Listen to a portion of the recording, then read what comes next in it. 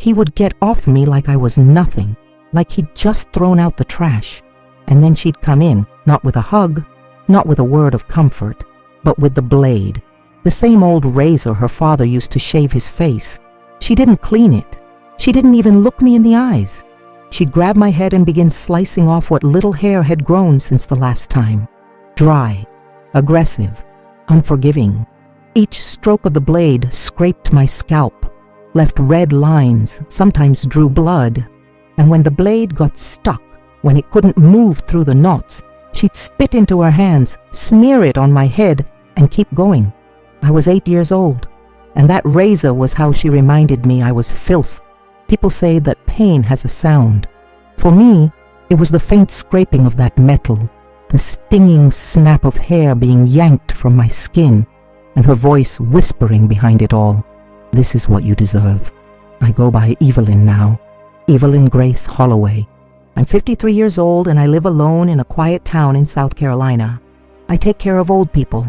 I feed them, bathe them, listen to their stories. Most days I wear a scarf around my head.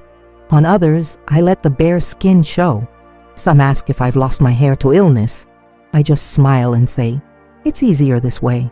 But it wasn't always easy, and it wasn't always my choice. I still remember the way the linoleum floor in that old kitchen felt under my feet. Cold, sticky, stained in places no mop could ever fix. There was always a smell in the air. Cigarettes, dust, something burnt that nobody ever cleaned. And in the corner, the broom stood upright, like it was watching. That was my childhood. A place where silence was survival, where screams didn't mean help was coming, and where my own mother punished me not for lying or stealing or disobeying, but for being touched, for being used, for being broken by the man she shared a bed with. My daddy was a long-haul trucker. Everyone in town called him a good man. Steady hands, steady soul, they'd say. He brought donuts to the church on Sundays. He knew everyone's name at the gas station. He was the kind of man who smiled with all his teeth, but never let the smile reach his eyes. My mother was quiet, obedient. She baked pies she never ate and nodded at things she didn't believe. But behind closed doors, she had a ritual, a routine. After he had his way with me, after I'd stopped crying and biting my tongue to stay silent, she'd come in with the towel, the bowl, and the razor. Sometimes she'd say nothing, sometimes she'd mutter a prayer, but she never asked me if I was okay. Not once. I didn't understand it then. I thought maybe that's what mothers did, that maybe this was just how the world worked, that love came with blades. The worst part wasn't the pain, it was the message, the way she'd look at me like I was something that ruined her day, like I had failed to protect her from his anger, like my body was a betrayal to the family name, and that razor was her justice. She never hit me, at least not with her hands, but every time she shaved me bald, every time she pressed that blade against my tender scalp, she carved a scar I would carry for the rest of my life. There was one night I remember more than the others. I had tried to hide. I crawled into the space beneath the sink, curled up next to the bleach bottles and moldy rags. I stayed there for hours. I thought maybe if I stayed quiet enough, long enough, they'd forget I existed. But he found me, pulled me out by my ankle, dragged me back to the bedroom. My hair was long enough to braid. I had been so proud of that. He used it to tie me to the bedpost. When it was over, I couldn't move. I couldn't speak. And then she walked in, holding the bowl, her face like stone. I thought maybe this time she'd stop, that she'd see what he'd done and fall to her knees. But she didn't. She sat on the edge of the bed, dipped the towel in warm water, and wiped the blood from my legs like it was jam on a kitchen counter. Then she said it, the words that still echo in my ears. Stop crying. You make it worse for yourself. She took the blade and began. Years later, I'd learn about shame, about guilt, about trauma. I'd learn words like survivor and dissociation and internalized blame. But at 8 years old, all I knew was that when the blade touched my head, it meant I was dirty again, that I had failed, that I had tempted him somehow, that I was the one who needed to be fixed. Sometimes I wondered if she hated me, but more often, I thought she believed she was doing the right thing, that by scraping off my hair, she could scrape away the sin, the stain, the part of me that made her husband look at me that way.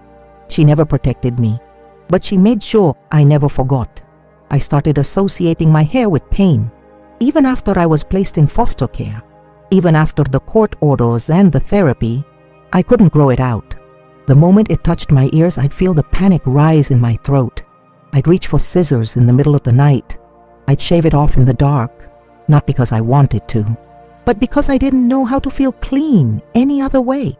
That's what they never tell you, that some things you carry long after the bruises fade. Some sounds never leave you. For me, it's that scraping, that soft metallic whisper that told me I wasn't worth being loved. Now I do it with my own hands, slowly, gently. I warm the blade. I clean it after each stroke. I moisturize the skin, and I look myself in the mirror, eyes wide open. No one forces me anymore. I do it because I reclaimed the ritual, because the thing they used to shame me is now mine. I don't cry when I do it, but I remember. Every time. The woman who walks through the grocery store with a bare head and a calm smile isn't a statement. She's a memory, a monument to the girl who once begged for someone to see her, someone to stop the pain, someone to ask why a child wore a scarf in July. No one asked. And so the blade kept coming.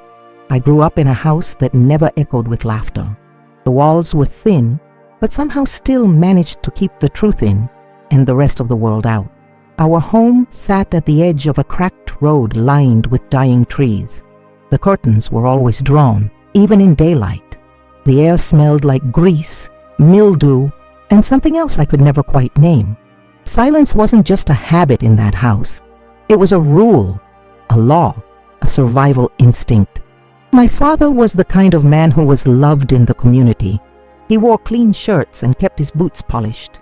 He'd hand out butterscotch candies to kids at the gas station and hold the church door open for elderly women. But at home, he didn't need to pretend. The mask came off the moment he parked his truck and stepped through the front door. People used to say he had a good laugh. I never heard it. What I did hear was the heavy drag of his belt sliding from his loops, the creak of the wooden stairs, the sound of his boots hitting the bedroom floor, one after the other. And sometimes, if I listened close enough, the click of the bathroom cabinet as my mother pulled out the razor. That was the soundtrack of my childhood. My mother was tall, with a posture so straight it looked painful. She wore her hair in a tight bun and never let a strand fall loose. Her hands were always moving, wiping the same clean counter, folding the same towels, scrubbing a spot on the floor that had long since faded. She cooked dinner at the same time every day, cleaned the dishes in the same order, and folded my clothes with corners so sharp it looked like origami. But she never hugged me, never brushed my hair, never asked what I was feeling. The first time I realized something was wrong, I was 6. My father had come home early. My mother looked startled but said nothing. He told her he wanted some alone time with me. Her face didn't change. She just nodded and handed him the key to the basement door. I remember thinking it was strange because no one ever went down there unless something needed fixing. But he told me to go with him, that we were going to play a game. The air in the basement was cold, wet. I hated the smell of cement. He sat me on a mattress that had no sheets. The rest of that memory is made of fragments. His voice telling me to be still, the sound of his breathing, the weight of his body, and then darkness. When I came back upstairs, I was limping. My mother didn't ask why. She pulled out the little plastic stool from the hallway closet, set it in the middle of the kitchen, and told me to sit down. I didn't understand. I thought maybe she was going to fix my hair, but instead, she filled a bowl with water, grabbed a towel, and reached for the old metal razor. She didn't speak, not at first. The blade scraped my scalp, dry and slow. It hurt. I cried. That's when she paused, not out of concern, but annoyance. She spit into her hands, rubbed them on my head to wet the hair, and kept going. When it was done, she wiped the razor on the towel and looked at me with those cold, flat eyes. And then she said it. "This is so you remember what you are." I didn't sleep that night. I lay in bed with a scalp burning from little cuts, too afraid to touch it. I kept thinking about what she said, what I was. I didn't know, but I knew it wasn't something good. After that day, everything changed. My father no longer waited for special moments. He didn't need to ask. He'd come into my room when he wanted and leave like nothing happened. My mother never stopped him. She never looked me in the eyes afterward. She just prepared the razor and waited for her turn. There was one time I asked her why she shaved my head, why she didn't stop him. She slapped me, not hard, not enough to leave a mark, but enough to silence the question. You don't speak to your mother like that. You don't accuse the man who provides for you. You keep your mouth shut and your knees together. That's what she said, word for word. I began to think maybe she was right. Maybe I had done something. Maybe my body really did bring shame. Maybe hair was something only clean girls deserved. Girls who weren't touched in the dark. Girls who didn't make their fathers angry. Girls who didn't make their mothers spit. I stopped asking questions. Over time, I started to see the pattern. Every time something happened, she'd come in with the bowl and the blade. It became a ceremony, like a cleansing, like she was shaving away the sin she saw on me. The hair wasn't just hair.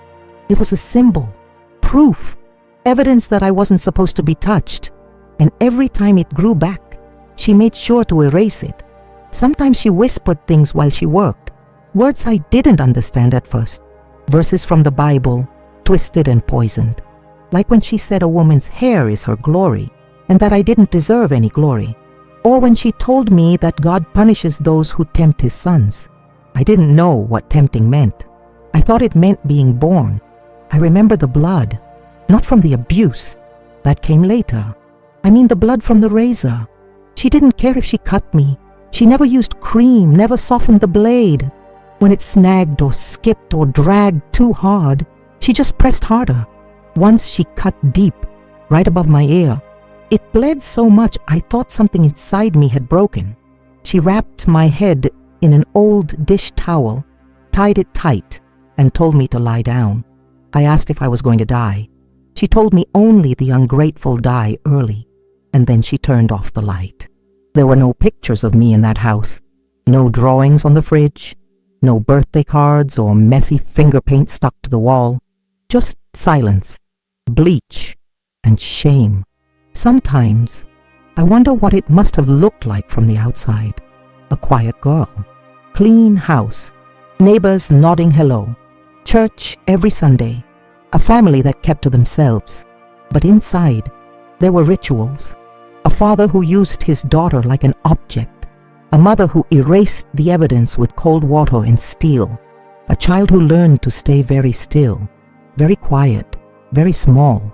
The worst part was how normal it began to feel. The bowl, the towel, the scraping, the sting. It became part of my rhythm, like brushing teeth or tying shoes. I stopped reacting, stopped flinching, stopped crying. I became a ghost in my own skin. Years later, someone asked me if I hated her, my mother. I didn't know what to say. I don't think I ever did. Hate requires energy, anger, fire, and I had none of that left. She didn't protect me, but maybe she thought she was protecting herself. Maybe she believed that if she shaved me clean, no one would look twice. That if she stripped me of softness and femininity, he'd stop wanting me. Maybe she thought the shame would stay locked inside me if she cut it down every time it tried to grow. But it didn't work. And I still feel the ghost of that razor every time I close my eyes. He started calling it correction, said I needed to learn discipline, that a good girl stays quiet and takes what's given, that it was for my own good. At first it was his hand, then his belt, then objects, whatever was closest, a spoon, a shoehorn, a broom handle. But I remember the rodo. That long wooden stick used to push dirty water across the kitchen floor. He grabbed it like it was nothing, like it belonged inside me. I was 9. He told me to strip and lie face down. My body shook so hard my teeth chattered. I begged. I said I would be good. I said I didn't need correction, but he just breathed heavy through his nose and called me a liar. Said I looked too proud, that my spine needed breaking. And then he used the roto, slow, forceful. The edges of the wood were splintered. I bled immediately. My mother stood at the door. She didn't blink, didn't flinch. Her arms were crossed and her jaw clenched. When he was done, she walked away like she'd just watched someone take out the trash. No questions, no towels, no help, just footsteps fading down the hallway. That night, I couldn't walk straight. My legs buckled every time I moved. My underwear soaked in blood. The sheets were ruined. I tried to clean it before she saw. But she did, and she slapped me. Said I made a mess, said I was disgusting, said no decent girl bleeds like that. Then she went to the bathroom, came back with her supplies, and told me to sit on the floor. The bowl, the towel, the razor, again. My scalp was still raw from the last time. I cried before she even touched me. She told me to stop whining, that if I could scream during the night, I could stay still during the day. The blade sliced through the little regrowth I had left. I felt it tear against scabs. It felt like a punishment layered on top of another punishment, like I was being erased piece by piece. Afterward, I stayed curled up on the floor. She didn't help me up. She just wiped the razor clean and left the room. I could hear her humming in the kitchen as she started dinner. Something cheerful, something ordinary, like nothing had happened, like I didn't exist. I remember once I tried to tell a neighbor, Miss Dottie. She lived 2 houses down and always smelled like cinnamon gum. She had silver hair and a shaky voice. One afternoon, I passed her mailbox on the way home from school, limping a little, and she asked if I had fallen. I nodded, but then I added without meaning to, "My mama says I'm always falling." She looked at me closely. She squinted like she could see through my words, and for a second, I thought she might ask more. But instead, she patted my arm and said, "Well, be careful next time, baby." Then she walked inside. The door clicked shut and stayed that way. That was the last time I tried. At home, the rituals got worse. The punishments came quicker. It wasn't just for what I did. It was for what I might do. For breathing too loud. For closing a cabinet too hard. For leaving a smudge on the mirror. Each little thing became an excuse. And every time he was done, my mother made sure to clean the slate. She would bring out the razor like it was a sacred object. Kneel down, part my hair with her fingers, run her palm over my head, then start shaving, always the same direction, always starting at the crown and working outward. She didn't talk much during it, but sometimes she whispered things to herself, little prayers, little curses, like she was exorcising something from me. One day she told me she was doing it for my own soul, that every strand she removed was a piece of my shame, that I needed to be pure again. I wanted to scream. I wanted to tell her I didn't ask for any of this, but I had already learned. Speaking only made things worse. There were nights I stayed awake, just listening, counting steps, watching shadows move under the door, trying to guess his mood by how loud he closed the kitchen drawer. I learned to read the silence. I could tell when danger was coming just by the way the floor creaked. When he wasn't around, the silence was still dangerous. My mother filled it with sharp glances and tighter rules. She started watching me dress, criticized how I walked, said I swayed too much, that my clothes hugged too tight. I was 10 years old, wearing hand-me-downs and oversized shirts. But to her, everything I did was an invitation, a sin. She began controlling my body even when he wasn't touching it, told me when I could bathe, told me how to sit, made me kneel during dinner prayers with my hands perfectly folded. If I moved, she'd grip my shoulder hard enough to leave marks. And then, as always, she would eventually reach for the razor. One day, she took me into the bathroom and told me to look in the mirror. My scalp was covered in cuts. My eyes were swollen from crying. I looked like a stranger. She said, "This is what happens to girls who bring evil into their homes." Then she walked out. There was no recovery, no break between the assaults. They blurred together into one long nightmare with short interruptions for chores and forced smiles at church. I stopped feeling hunger, stopped laughing. I didn't even cry anymore. Not really. Just quiet tremors, dry eyes, a blankness that settled into my bones.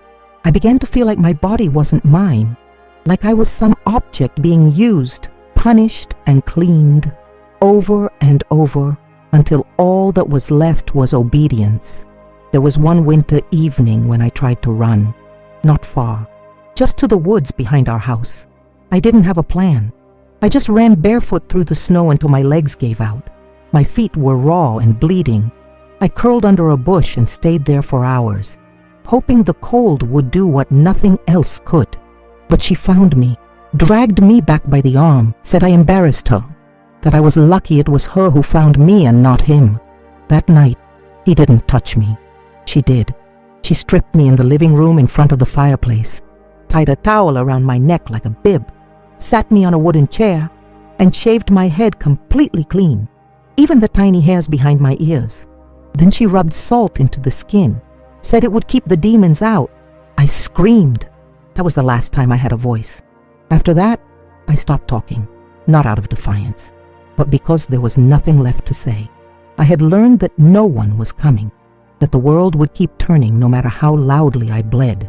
In that house, my pain was just another routine, another chore, something to be handled and hidden, like a dirty dish, like a loose thread, something she could scrub away with soap and steel. But no matter how deep she cut, she never reached the part of me that still remembered, that still wanted out. She thought the razor would erase me, but all it did was etch the truth deeper into my skin. My hair never had a chance to grow long. The moment it started curling over my ears, the blade would come out. Sometimes she didn't even wait for the blood to dry. She said it was better to stay ahead of the shame. I stopped asking why. I stopped dreaming about what I'd look like with braids or ponytails. I stopped looking at other girls entirely. It hurt too much. I didn't have friends, not because I didn't want them, but because my mother kept me hidden. She said it was for my safety, that other kids asked too many questions, that I was fragile, that the world was cruel.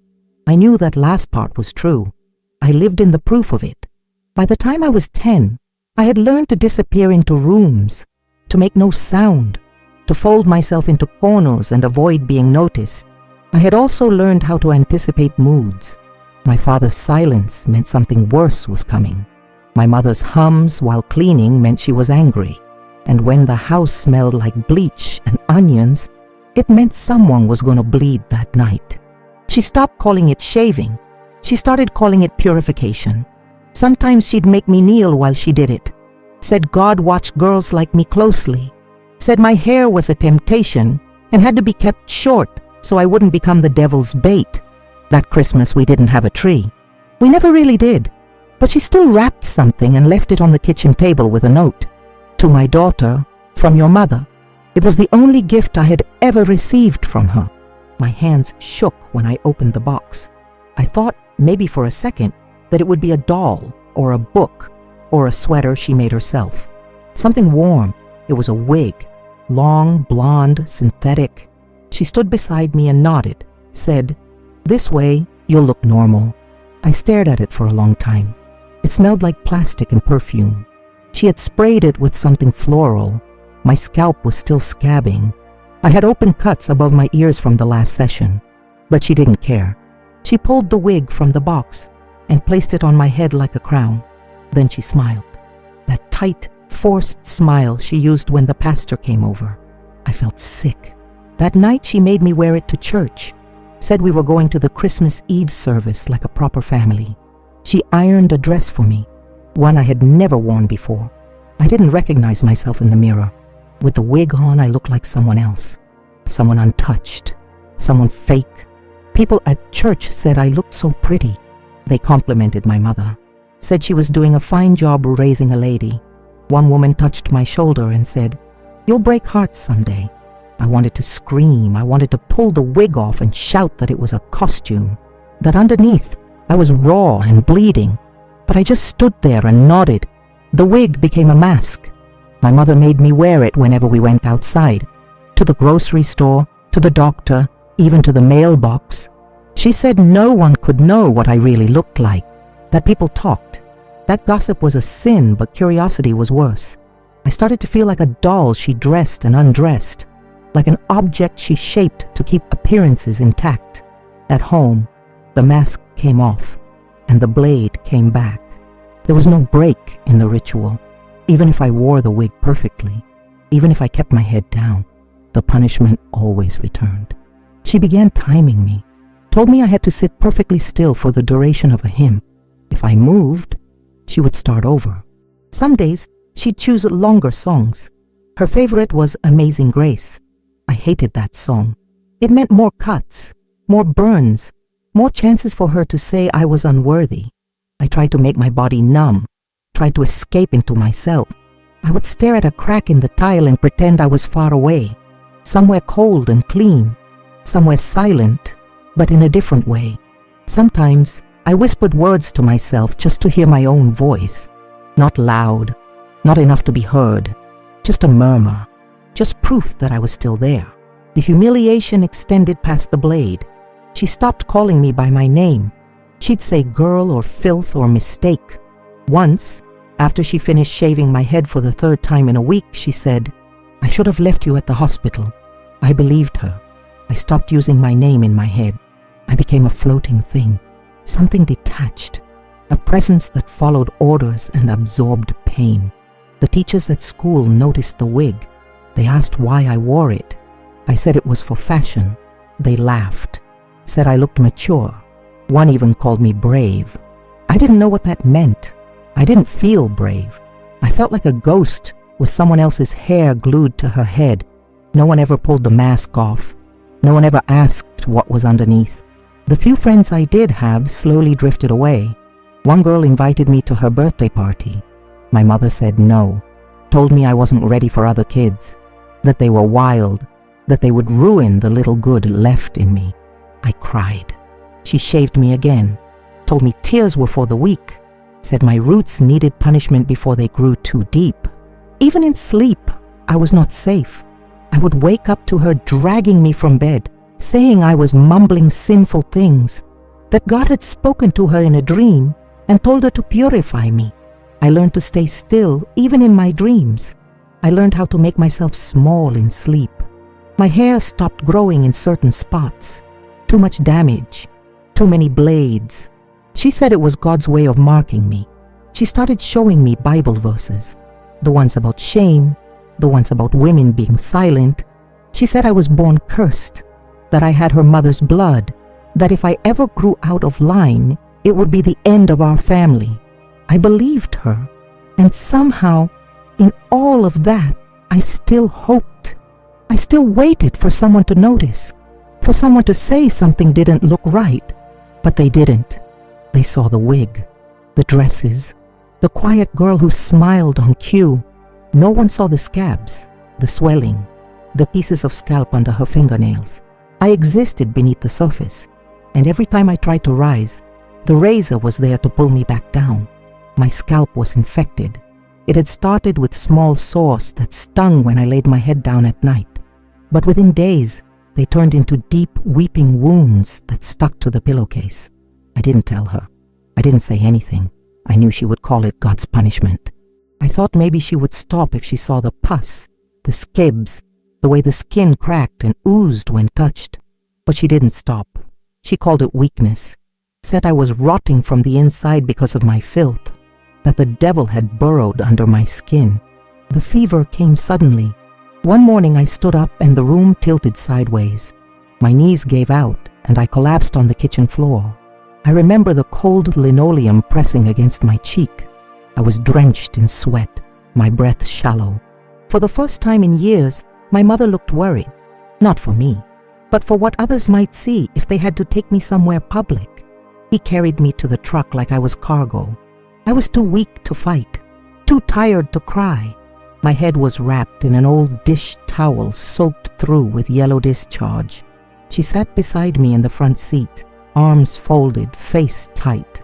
She told me not to speak unless spoken to, that hospitals ask questions, that if I said the wrong thing, she would make me pay for it when we got home. The emergency room was freezing. Fluorescent lights buzzed above us, making everything look sterile and unreal. They made me sit in a wheelchair because I couldn't stand. I was sweating through my clothes, but shivering like I was standing naked in snow. The smell of antiseptic filled the air. I clung to it like it was some kind of salvation, something clean, something that didn't reek of blood and bleach. A nurse called my name. Angela. I will never forget that name. She had a soft voice, but her eyes were sharp. She knelt beside me instead of standing over me. She didn't touch me at first, just looked into my face and asked if I was in pain. I nodded. My mother answered for me, said it was a scalp infection, that I had sensitive skin, that I had been scratching at it. Angela didn't respond. She stood and wheeled me into a small exam room, asking my mother to wait outside. She protested, but Angela insisted, said it was standard procedure. She said it with enough authority that my mother backed off. It was the first time I'd been alone with an adult in years. Angela closed the door and knelt again. She didn't ask right away. She just began unwrapping the towel. Her hands were gentle, but I still flinched. The smell hit us both immediately. Her face didn't change. She didn't grimace or gasp. She just reached for gloves and began dabbing at the wounds with saline. She said nothing for a while. Then she asked calmly, "What happened here?" I couldn't answer. My throat tightened. My mouth went dry. She paused, looked into my eyes and said, "You don't have to say anything right now, but I need you to know that what I see here is not normal, and it is not your fault." I started crying, not loud sobs, just silent tears, the kind that fall without effort because they've been waiting so long. She held a tissue to my cheek. She never left my side. Then she asked the question that would change everything. "Do you feel safe at home?" I didn't know how to answer that. I had never known what safe felt like. I opened my mouth, but no words came. Instead, I reached for her hand, and I squeezed. Hard. It was the only thing I could do, the only answer I had. She squeezed back. She didn't let go. She told me she was going to get help, that someone else would come in and talk to me, that I didn't have to go back out there. I panicked. I started to shake, I said quietly, "But she'll get mad." Angela leaned in and whispered, "I promise you're not alone anymore." A social worker came in. She spoke softly too, asked me simple questions, my name, my age, who I lived with. I answered each one slowly, carefully. My eyes darted to the door every few seconds. I expected my mother to burst in and drag me out by the arm, but she didn't. After the questions, the social worker left. Angela stayed. She cleaned my head with warm water, wrapped it in clean gauze, and helped me lie back. I must have fallen asleep. When I woke up, a police officer was standing near the foot of the bed, not in uniform, just a man in a brown jacket. He didn't ask me anything. He just nodded when I looked at him, said, "You're okay." That's all he said. I was moved to a different room. Someone brought me juice, a banana, crackers. It felt strange to eat without being watched, to lie under a blanket that didn't smell like mildew. I remember staring at the ceiling tiles, counting them, wondering if this was a dream. Eventually, someone came in and told me they had spoken to my parents, that I wouldn't be going home. Not tonight, not tomorrow, maybe not ever. I didn't feel relief, not at first. I felt fear, a deep, hollow fear, because my entire world had been that house, that routine, that pain. Even if it destroyed me, it was all I knew. Without it, I felt like I was floating in a vacuum. But then Angela came in again. She sat beside me and said, "I want you to remember this moment. This is the first time someone saw you." She gave me a small stuffed bear. Its fur was gray and it had a stitched-up ear. She said it had belonged to her daughter when she was young, that it had brought her comfort during hard times. I held it close to my chest and cried until my body went limp. That was the night something shifted. Not everything changed at once. There would be trials, questions, interviews, medical exams. But that was the night I knew someone had broken the pattern. Someone had refused to look away. For the first time in years, the razor didn't come. No one cut my hair. No one wiped my blood. No one told me I was the reason for the suffering. I was seen, and that changed everything. They told me I'd need time. that healing wasn't a straight line, that it might take years to feel like a person again. But the truth is, I didn't even know what healing looked like. I had never had it before to return to. There was no safe memory, no childhood warmth, no place in my mind I could hide when the nights got heavy. All I had was what they gave me at that shelter. A quiet room, a bed of my own, and silence that didn't carry threats. For the first few weeks, I didn't speak much. The staff tried to be kind, but I didn't trust kindness. I didn't understand it. Every time someone offered me a blanket or a snack or asked if I was okay, I waited for the slap that would follow. It didn't come.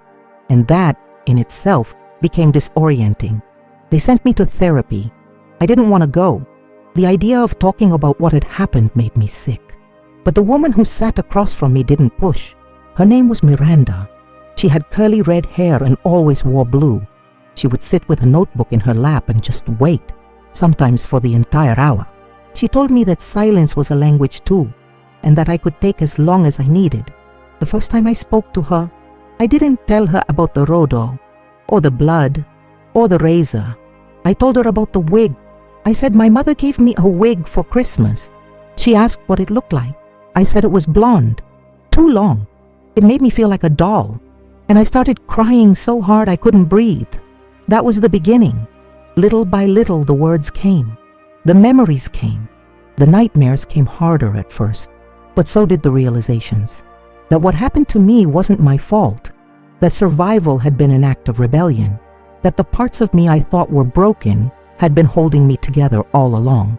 They placed me with a foster family. A woman named Carla took me in. She had 3 dogs and a garden in the backyard, and a voice that reminded me of soft cotton. She never raised her tone, never touched me without asking.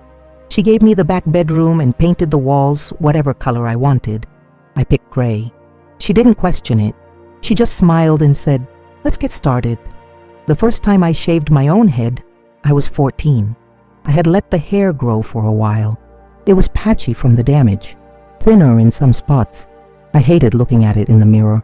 I thought about letting it grow long, proving that I was free now. But freedom didn't come from proving anything. It came from reclaiming what they tried to steal. So I stood in front of the mirror with electric clippers Carla bought me. She didn't ask why I wanted them. She just handed them to me and said, "Let me know if you need help." I didn't. I plugged them in. I took a deep breath, and I shaved it all off. Not as punishment, not as ritual, but as a choice. That was the first time I ever saw myself clearly. No blood, no shame, no forced silence, just me. Years went by. I went to school. I studied nursing because I wanted to be what Angela was to me, a moment of light in a hallway of darkness. I wanted to be the person who said, "I believe you," when the world refused to listen. I never saw my father again. He died in prison 5 years after his conviction. A heart attack. There were no visitors listed on his record, not even my mother. She didn't go to the trial. She didn't fight for custody. She didn't write. She vanished from my life like she had never existed. But her voice stayed with me, in the early mornings, in the scent of bleach, in the cold air that moved across my scalp every time I stepped outside. I don't hate her. I wish I did. Hate is cleaner than the knot she left behind. What I feel is more like an ache, a wound that scabbed over without healing right. I think she was a victim too. Not like me, but broken in her own way. That doesn't excuse her. It never will. But it helps me understand why the razor came out of the drawer instead of the hug I needed. Today, I work in a small hospice center in Charleston. I care for people in their final days. I listen to their stories. I hold their hands when the fear comes. And when they ask me why I'm bald, I smile. I say it's a long story, and sometimes if they ask gently, I tell them a little. I tell them that I used to be shaved as punishment, that my hair was seen as a weapon, that every strand was stripped from me like a confession, and that now I shave it because I like the way the wind touches my skin, because I survived, because I'm still here. I don't cry when I talk about it anymore. Not always. Some days I do. Some days the smell of bleach still takes me back. But now I light a candle. I take a hot shower. I speak my own name out loud and remind myself that I am not what they did to me. I am Evelyn Grace Holloway. I am 53 years old. I am a survivor. I am a woman with no hair and no shame. If you are watching this and you felt invisible, if someone made you believe that your pain is too ugly to speak aloud, I am here to tell you they were wrong. You are not what they did to you. You are what you choose to become. Thank you for giving me your time, for listening to a story most people would rather turn away from. I share it not for sympathy, but because someone needs to hear it. Someone out there is still in the dark, still bleeding in silence. Maybe you, maybe someone you love. Let this be a light. Let this be proof that survival is possible, even when everything else is stripped away. And if you are ready to hear more stories like this, stories of truth, of pain, of survival and healing, there is another one waiting for you now, right here on the screen. From my heart to yours, thank you.